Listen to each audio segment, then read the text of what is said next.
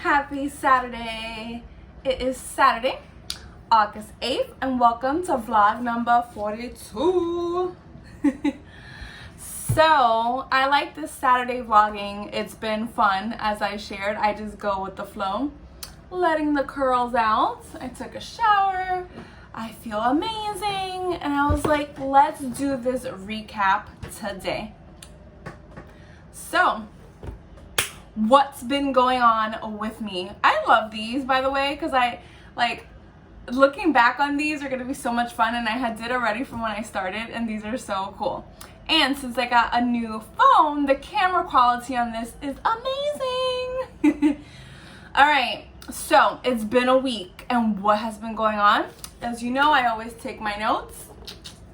All right, so what I let off with in all these vlogs is my goals.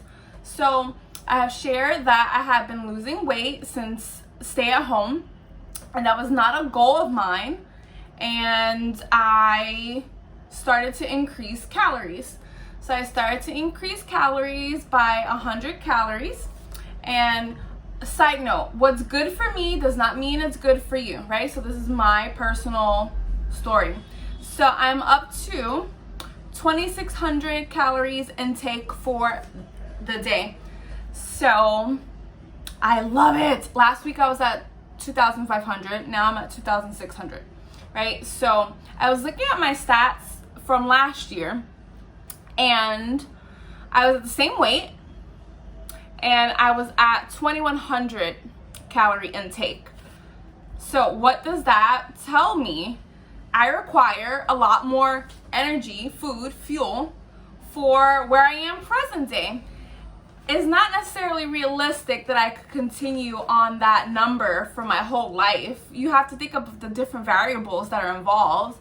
I am way more active now than I once was, so I require more fuel for my body, right? Calories. And it's so cool. And it's so cool because I was chatting with someone earlier. I'm happy to like share this in the vlog to show that when you increase food intake, that doesn't necessarily equate to weight gain, right? So you can get to a place of maintenance, and then of course weight gain would be a caloric surplus, as I talked about. And then caloric surplus is that you are eating more than what you're expending. So it goes up like that, right? So caloric surplus, maintenance, deficit, right? So my goal is for maintenance, and with the 2,600, my weight went up. However, I have been losing weight, so my weight was like stable, and now my weight has finally gone up to a place where I feel like comfortable. So for now, 2,600 it is. Plus I listened to my body, and I was like so hungry. But something I shared last week was what I'm proud of is increasing my protein, because I really wasn't focused on my protein intake. So this week I hit 100 grams of protein or more every day. So it's like a 106, 105, 120 for the past 2 days. And that has been awesome. I feel nice and full and lots of energy, and I'm where I personally like want to be. So we're gonna see how this continues, because I had never consumed 2,600 calories in a day, and I am loving it, loving it, loving it, loving it. So yeah, so my goals are to, work on that. So I had been, so listening to like my hunger cues, and totally was listening to the hunger cues and increasing the calories with that. And then also other goals are to, and I've been working on that. I've been tracking for so long. I've been tracking for 3 years. And I'm working on at least not tracking for like 1 day a week. Even though like it goes without saying that when you do it for so long, you just become naturally aware of what you're consuming. So I want to, when I do that, rely on like this up here, and not have to rely on, using my app. And then two, a challenge for me is to, when I don't track, to just eat out once a week. I cook all the time. I was telling one of my friends that since stay at home, I've cooked every day since March. And yesterday was the first time that I actually explored and I ate food that I didn't make, and it was fun. So just challenging myself, like, in different ways. We all have different challenges, and want to be able to push myself, you know, and to grow. And Abel and I have been working together pretty closely the past 2 weeks on these goals that I have set forth for some time. And it has been nice to have someone there to listen and to help and to hold me accountable. I'm someone who's very consistent. Again, which is why I was like, oh my gosh, I'm taking progress pictures tomorrow. I'm done with another 4 weeks of training. Bam. Looking forward to another 4 weeks starting on Monday. And just like I have with my clients, I take progress pictures at the end of a 4-week cycle. And I was looking at my progress pictures from last year, August, and like, I'm same weight, same like everything. However, I'm a different person in ways where I am so much better mentally, physically, and emotionally. But when I say the consistency portion of it, I'm the same weight. If we were still in the gyms, and maybe I could probably have been lifting heavier, you know, than I was last year. And you know, there's no like magic formula to any of this. You just continue. I always say it's like habits upon habits upon habits just build a lifestyle. And I've been sharing that a lot on IG, because IG shows you like your memories. And I always, to this day, still show like my daily steps. And long and behold, I shared a story where 2 years ago I was hitting like the same step count. So at least for me, I wanted to be able to find habits that could turn into a lifestyle. And look at me now, like 2-3 years later, I'm still doing the same stuff. Even 9 years later, because I know my best friend's watching this, she sent me a picture of us 9 years ago. I was at my heaviest in that picture. I was 227 pounds. Like, I remembered it too, because she didn't give me a date. I was like, that's summer 2011. And I've been at this for like 9 years. So all of this is ingrained in me. So when I say I have goals and things that I want to like change and enhance, I want to be able to give myself some more flexibility and some more time to play, because I've been consistent for all of these years. And I do consider myself someone who's flexible and gives myself time to play, but I want to expand that even more. So there's that, and I'm looking forward to looking back on this vlog when I reach some of those goals, and I'm getting there. Let's see what else. So clients. So something I do want to chat about, no matter what industry you're in, I think all of you could like relate to this. So some clients and we have departed. Amicable terms. We are not fighting. I love them. I heart them. If they're watching this, I'm so proud of you. You doing it, right? So when I say we departed, I really feel that clients and like trainers, we don't necessarily, and nutrition coaches, we don't necessarily have to be together for years upon years.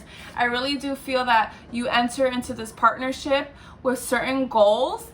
And as the trainer and coach, my goal is to be able to provide you with the tools to allow you to feel freedom and control and ease with nutrition and fitness. And a couple of clients that I have reached that point. They've gotten the educational tools that they need. They make decisions that they feel comfortable with, that align with their goals and so forth. And I'm really proud of them. And you just get to a point where you know that like it's time to depart. And you know, they've departed. I say they've graduated, right? So it's so empowering for them and for me to know that that shift has happened for them, where they don't need to rely on necessarily someone else, and they can rely on themselves. So I wanted to share that. So I am proud of those folks. You know, we will definitely stay like in touch, but I had to share that because from what I see, I don't necessarily see trainers discussing that, right? About losing clients, but like how have we lost them? Like what's going on? I really do believe that I myself, as I shared, I've worked with trainers, and two, that's it. And one I worked with, and like our time, it was just time for us to naturally move on. And then I'm with Abel now, and at some point we shall see, but that is definitely my partner in crime when it comes to more than just like training, meaning I've learned so much from him, and I look forward to learning more from him as well. And I say anyone can relate to this, because if you work in education or any kind of like area you're in, I think all of us would agree that at some point the training wheels are off and folks have really gained some self-efficacy, right? And responsibility, and they can rely on the skill set that they've built upon with the experience that they've had with whoever they've been working with or organization and so forth. So I'm proud of them. So for me, it's not a loss, it's a win, because we were able to get there together for them to be able to do this on their own. So I'm proud. And then that leaves me with thinking, what's in store for me? I just renewed my personal training certification. So I'm certified through the National Academy of Sports Medicine, NASM, and you have to renew every 2 years. And I took advantage of the time that I have, and I renewed it earlier. So now I'm set till 2023. Side note, I had no idea that I had to pay to renew my certification. I thought once I got the certification, that was it, I was good. I had to pay to renew my certification. That was shocking. I definitely sent a text to my friend, because I was like, oh my gosh, because they're also certified through them too. But so like I did that, and I'm all set for 2023. And in order to renew, you need to get like continuing education units, like credits. So precision nutrition was part of that, and then renewing your CPR and AED certification. So I did that through the Red Cross. So I'm all set. But what I'm getting to is that I do have a full-time career in education, and then I do all this on the side, but it feels like it's all the time because it is my life. But you know, just thinking about like my future and where this is stand. And I know some trainers have aspirations to become famous. And I've heard folks say, I want to help as many people as possible, as do I, but folks do equate that to fame. I don't necessarily equate that to fame. I don't want to become famous. I want to help myself personally. I want to help as many people as I can, but because I know what it was like going through my journey of like fat loss, of maintenance, of learning macros, of working like two jobs, working full time, of being in a Latino household, and like what's that like when you're trying to eat different foods while still maintaining your culture, which you can, but like there's just so many layers to what I've experienced that I want to be able to help others when I know I necessarily didn't have that help, but I'm someone who's always been able to figure things out, but I want to be able to help folks figure that out. And I was thinking, what does that mean for me future-wise? Like, I don't have many clients right now, and I've never been numbers driven, and I had accepted that, you know what, who I have is who I have, and they're gonna have my all no matter what. I could just have one client and you'll be getting 200% from me. So that's not gonna change for me. I'm gonna continue to like give it everything that I have. But I have realized that, you know what? That's not in the cards for me, nor that's not something that like I necessarily want. Meaning that I don't want to become this huge person that has to employ a huge team. I want to, yes, I work for myself, and I want to be able to work with clients on my own and not necessarily need the help to do so. I know you can like expand and have a broader reach, but I'm very happy with where I am like right now. Doesn't mean that I don't want change. Change is good. However, that's what I see, like, you know, for myself. Like, I'm content with that, and I know that I have a lot to offer, like absolutely, and that's not gonna change. So whoever works with me and who's watching this, like, thank you so much for giving me, you know, that opportunity, and I will continue to do the best by you, and I won't let you down. I promise. You have that guarantee from me. And like, I'm gonna continue to what I do things that like feel good for me. I love having this YouTube channel, and I don't necessarily care how many subscribers I have. That's not what drives me. I have my Instagram account, and the number of followers I have don't drive me either. What drives me is that, first and foremost, that I'm healthy, I'm alive, and I'm happy. And then everything else just goes from there, So I had to share that. Bam, bam, bam. And then the other is just, like the week overall was so busy with work. Oh my gosh, so busy. But my things that help me is always like my daily walks. I love walking so much. On Thursday and Friday, I used to, before the pandemic, I used to easily get like 15 to 20,000 steps a day. But I've been averaging at least like 8 to 10K steps a day. And yeah, it felt so good to like get to hit those marks again, because it just reminds me of like how I used to be before all this. Because I'm at home and everything. A lot of us are at home, but it doesn't mean that progress cannot like be made. So I'm just very like intentional about like my movement. Like I'll set an alarm if I need to, or my Apple Watch will remind me when to get up and move. And like I make sure like after work I go for a walk, like always. And then on the weekends I'll go for a walk, as well. So the week was like really like stressful. I had some stressful conversations with folks this week, but things appear to be better, so I'm glad for that. I love to have open and honest dialogue with folks, and that was had, and things are progressing, so I'm happy about that as well. And yeah, there's just like, this week was like so fast, like, oh my gosh. And then I work in education, and school starts like in 2.5 weeks. Granted, we didn't have any time off because in the summer we do definitely are very busy as well for higher education. But yeah, this week was busy.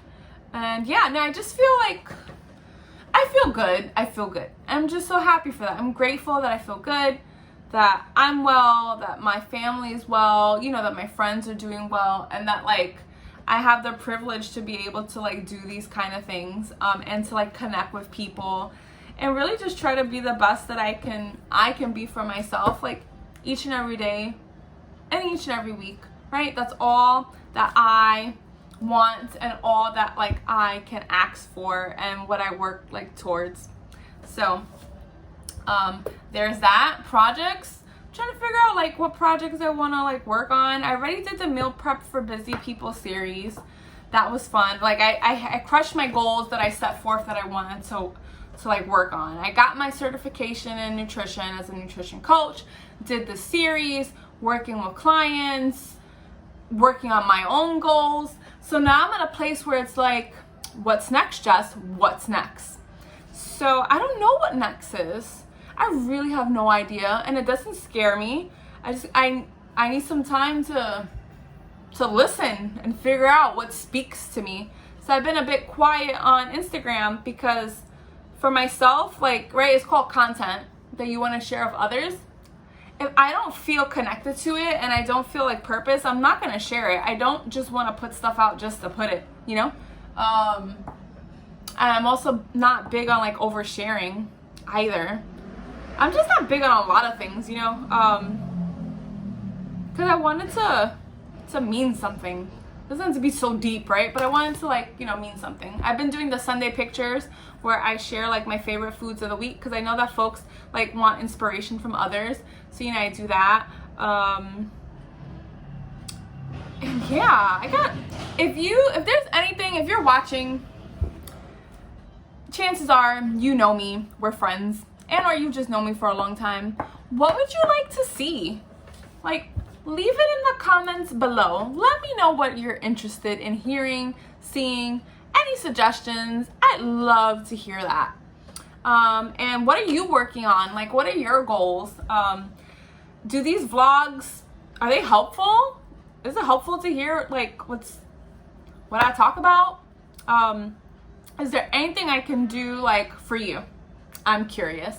And if you're a first time watcher, hi, welcome. But I'm gonna end now. It's 20 minutes and 19 seconds. So Thank you for watching. I will see you next week. Bye.